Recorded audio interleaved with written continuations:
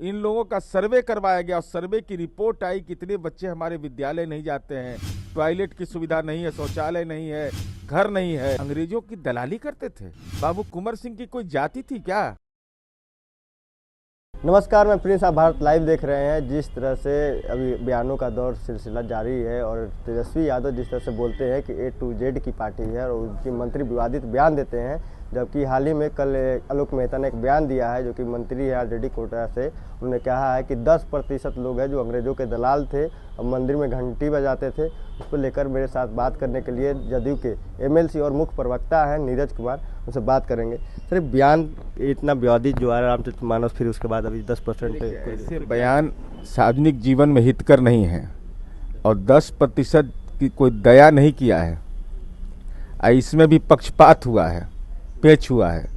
जो 10% आरक्षण की व्यवस्था सामान्य समुदाय के लोग के लिए किया गया, उनको निरीह मान करके मोदी सरकार ने तो कर दिया, लेकिन उनके शैक्षणिक उन्नयन के लिए स्कॉलरशिप मिले, इसकी कोई व्यवस्था नहीं किया।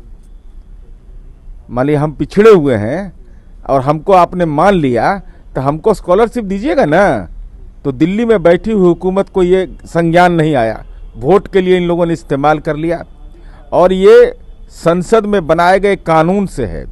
माननीय सर्वोच्च न्यायालय ने इस पर मुहर लगाया है और बिहार ने इसकी शुरुआत की है।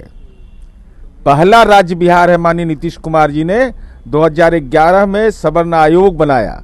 सवर्ण आयोग की जब रिपोर्ट आई, उसमें ये रिपोर्ट में आया कि सामान्य समुदाय के विभिन्न समूह के बच्चे वो जाति पर नहीं है, वो शेख सैयद पठान भी उसमें है। इन लोगों का सर्वे करवाया गया और सर्वे की रिपोर्ट आई, कितने बच्चे हमारे विद्यालय नहीं जाते हैं, टॉयलेट की सुविधा नहीं है, शौचालय नहीं है, घर नहीं है। तो सामान्य समुदाय के लोगों को वो सारी योजनाओं से आच्छादित किया गया जो दूसरे तबके के लोग हैं, एक आय सीमा तय करके। ये रोल मॉडल होना चाहिए। अब माननीय आलोक मेहता जी वरिष्ठ मंत्री हैं, मैंने उनका बयान अखबार में देखा है, लेकिन अंग्रेजों की दलाली करते थे। बाबू कुंवर सिंह की कोई जाति थी क्या? बिरसा मुंडा की कोई जाति थी क्या? इस देश के अंदर में स्वामी सहजानंद सरस्वती अपने जाति के जमींदारों के खिलाफ लड़ाई लड़े हैं। ये इतिहास रहा है। बिहार के प्रथम मुख्यमंत्री डॉक्टर श्री कृष्ण सिंह ने दलितों का प्रवेश कराया मंदिर के अंदर में। आज महावीर मंदिर के अंदर में पटना में दलित पुजारी है। क्या ये समाज में परिवर्तन का संकेत नहीं?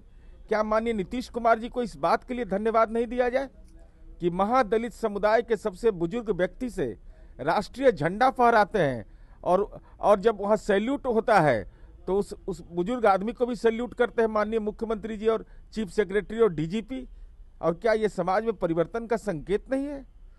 इसलिए सामाजिक रूपांतरण की बुनियाद पर यह आरक्षण की व्यवस्था है। इसके राजनीतिक निहितार्थ जो नहीं, उनको तथ्यों का अवलोकन करना चाहिए। तो इस पे आरजेडी जब से जातिगत जनगणना शुरू हुई है तब से लेकर इस पे आरजेडी का बयान आ रहा है। गणना पर भाई ये तो सर्वदलीय सहमति है।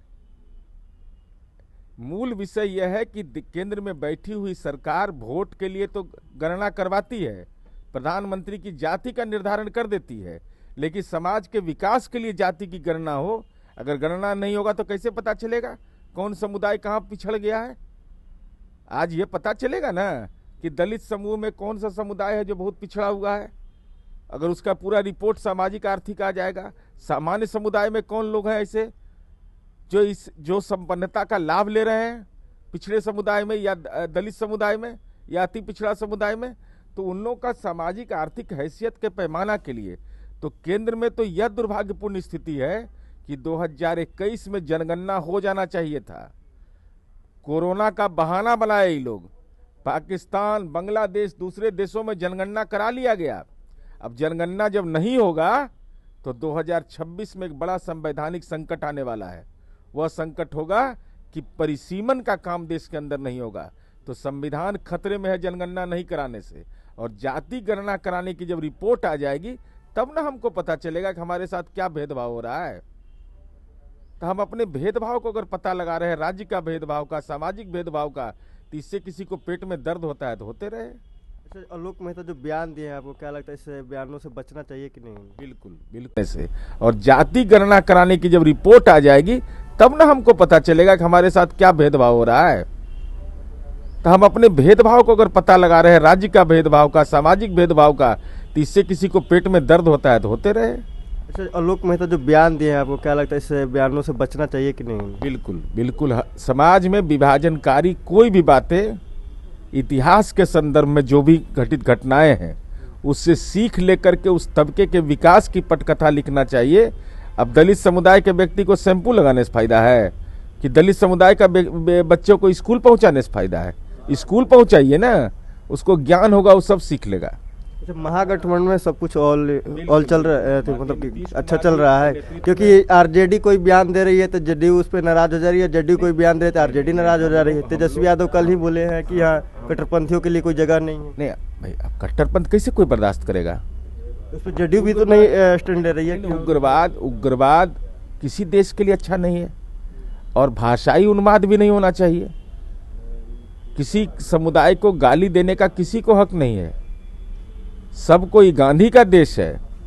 इस गांधी ने इस देश के अंदर में गोली लग रही थी और गांधी ने कहा था, हे राम, ये हमारी परंपरा रही है, कितना उदार हमारी परंपरा रही है। इसलिए देश के अंदर में सियासत में भी सद्भाव होना चाहिए। आपने सुना नीरज कुमार का साफ तौर पे कहना है कि ऐसे बयानों से बचना चाहिए। और इसी के साथ और भी खबर के लिए आपके साथ बने रहें। आप देख रहे हैं भारत लाइव। अगर ये वीडियो पसंद आई और वह बिहार के राजनीति और बिहारियत से सरोकार रखेनी तो सब्सक्राइब बटन दबा के चैनल के सब्सक्राइब कर ली। ओजे एगो घंटी बा, ओकरा बटन दबा देला से कुल सटीक और मारक खबर रुआ मुफ्त में मिल जाई। अगर रुआ पत्रकारिता के हमनी के नया प्रयोग में सहयोग कर चाहतानी तो ज्वाइन बटन दबा दी। पेटीएम नंबर नोट कर ली 938681